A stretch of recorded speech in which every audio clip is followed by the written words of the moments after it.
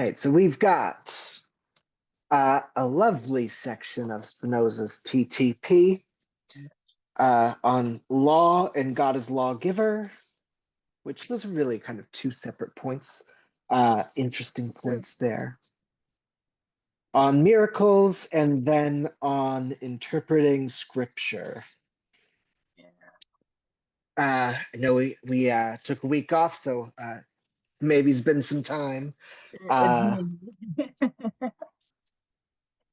But let's jump in. The section on law really kind of starts to let us in on how Spinoza thinks about the world, how Spinoza thinks about reality. Spinoza is the hardest of determinists, right? Things are what they are, things will be what they will be, and it is out of your control. And the sooner you recognize that, the better. That kind of stuff. So, law is his opportunity to say, hey, the world works in these kind of strict deterministic ways. We know about laws of nature, natural laws.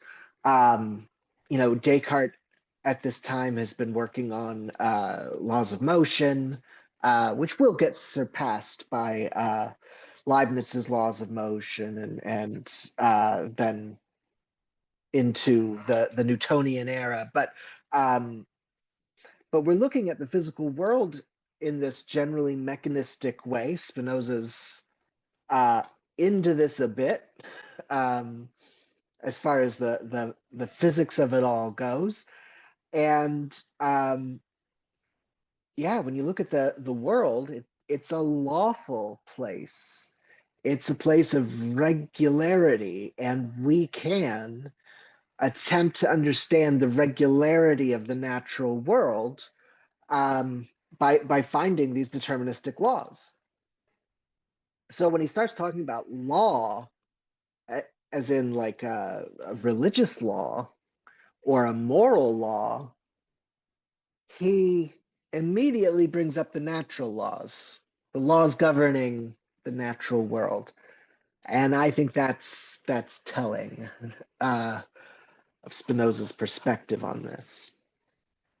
It almost, if I remember right, it almost felt like he was saying because nature exists, like that means God exists, kind of thing. And if I'm not mistaken, right? Well, he ends up equating God and nature. So, but in the section on miracles, he talks about God as like the lawfulness, right? You see God in the lawfulness of the world, the orderliness of the world, the rational order of things. You don't see God in the exceptions, in the things that you don't understand.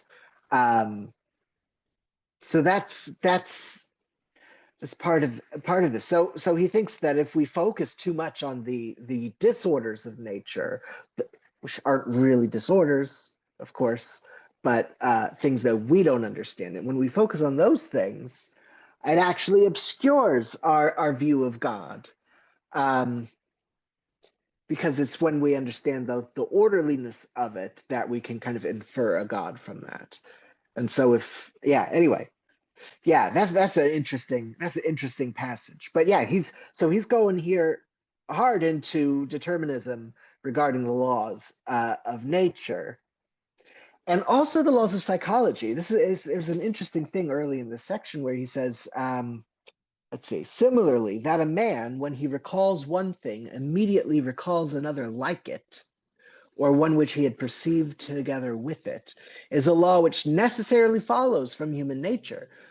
Now, this is called in some other thinkers. I know it's called in Hobbes. In Hume, the association of ideas. I think it's called that in Locke and Hobbes as well, or the train of ideas, or something like that. So, even the laws of your psychology, the laws that move you from one idea to another or one belief to another, operate in a deterministic way. So It's not just the laws of nature out there, but the laws of nature in here are deterministic as well. Okay, so law, right? When we're starting to approach law and morality, he begins by saying, hey, you know what, if we're going to talk about the divine law ruling creation, let's start by thinking about law in terms of natural laws, laws in terms of things that always happen the same way. Because like a divine moral law, like commandments, don't work like that. Of course, commandments don't work like that. You wouldn't bother to make a command if you didn't think it was going to be disobeyed, right? So, when it comes to understanding the world, first, it's orderly. Things happen the way they have to happen. Uh, Now, the laws that we get, like the natural laws that we come to, the natural laws that exist in our minds, are not perfect reflections of the way things are, of course. So when we get confused by something, something disorderly happens, or we don't understand, why things happen this way instead of that way, that's just our ignorance. That's just us modeling the laws of nature ineffectively, right, imperfectly. Contingency also, right? Spinoza, and this is going to be very, very clear in the ethics, but necessity is the things that must be the way they are. Contingency, we've got a sense that things are contingent, right? We could have canceled tonight too, right? Of course, things are contingent. Things could be some other way, but Spinoza says no. Actually, contingency, that things could have been otherwise, is a word signifying our ignorance of the reasons why things are the way they are. So the world is a certain way. There's a reason the world is that way. And any uncertainty is really just our ignorance of the reasons why the world is the way it is. So that's fun. All right. So what about like a moral law or a natural moral law?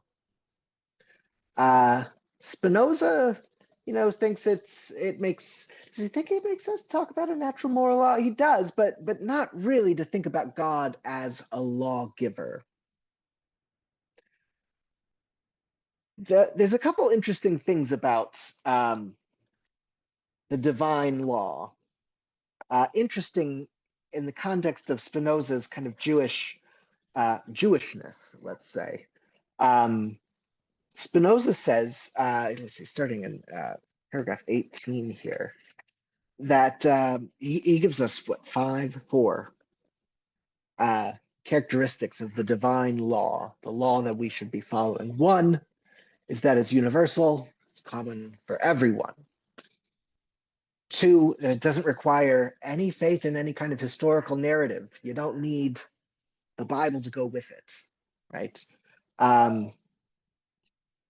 Three, it doesn't require ceremonies.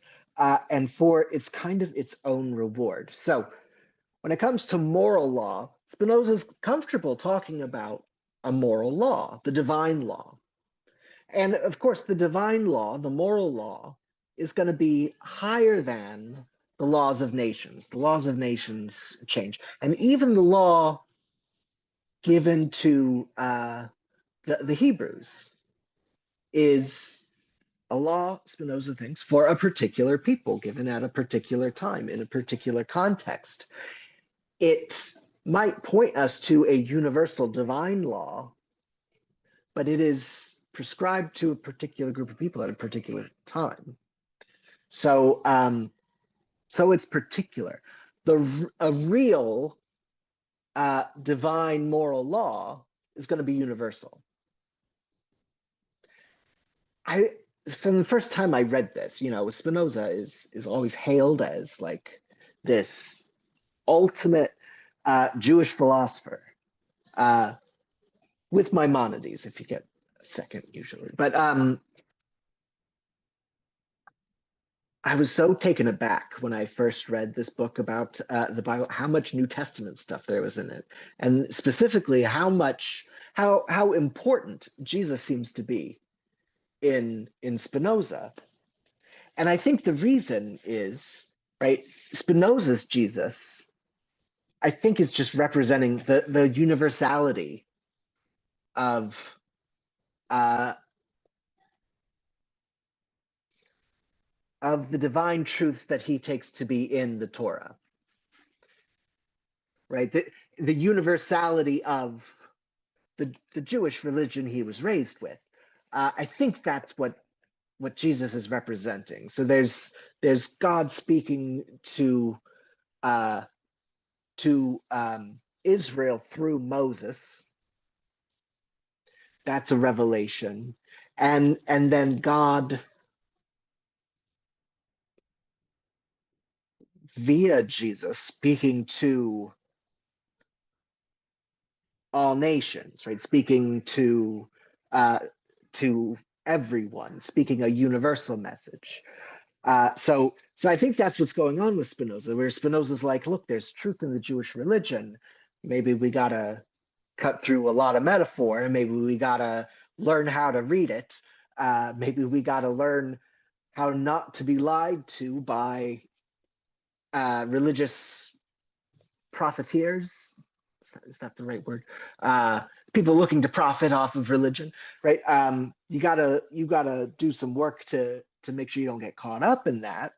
But there's truth in the Jewish religion, and Jesus for Spinoza, and in general the New Testament is kind of the universal version of those truths. I think that's what's going on. But of course, you got to learn. Spinoza is happy to say, "Hey, this section here, that's just false." So you got to understand it, and then you got to judge it.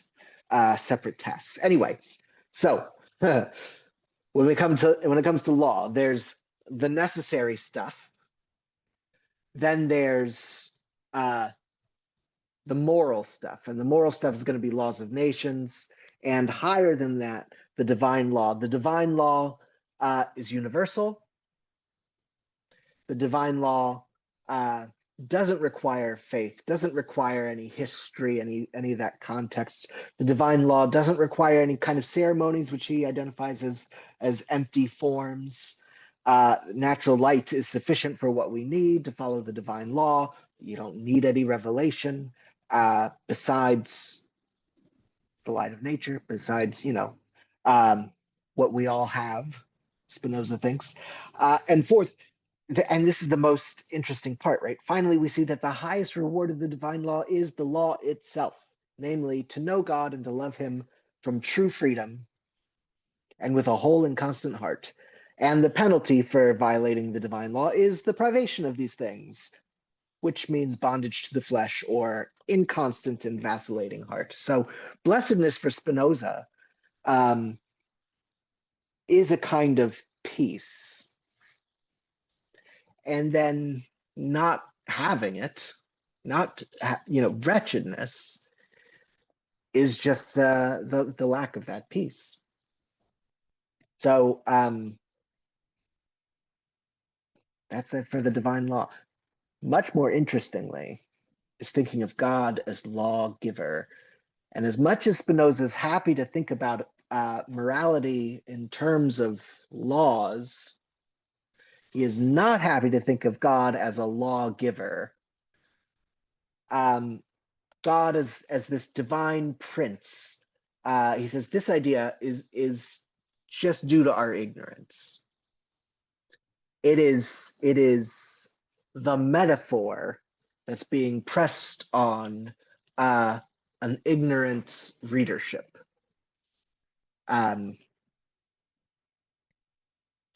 But he even speculated. For example, God said to Adam that he did not want him to eat of the tree of knowledge of good and evil. Uh, if that was a law, if that was like what God wanted to happen, follows, it would imply a contradiction for Adam to be able to eat of that tree. So it'd be impossible for him to even eat it. There's no point telling Adam what the law is. The law is followed. If we're not being metaphorical about a law here. So what Spinoza thinks is that what the story means, the truth being communicated, which is probably not about Adam at all, right? This is a story, but in the story, even um, Adam was merely warned of the consequences of eating the tree. If it was a law, he wouldn't have done it. He was warned, rather, and not even punished, but warned, right?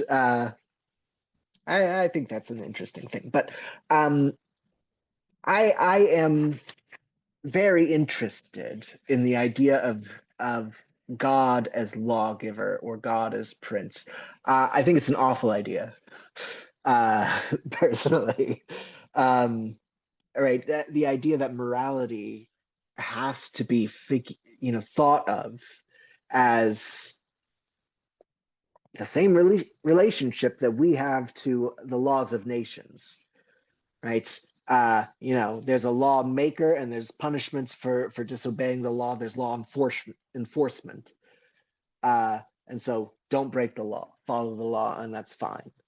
To think of morality as a divine version of that, where God's out there making the law and then enforcing the law and catching us and punishing us, I think is such a small idea of God.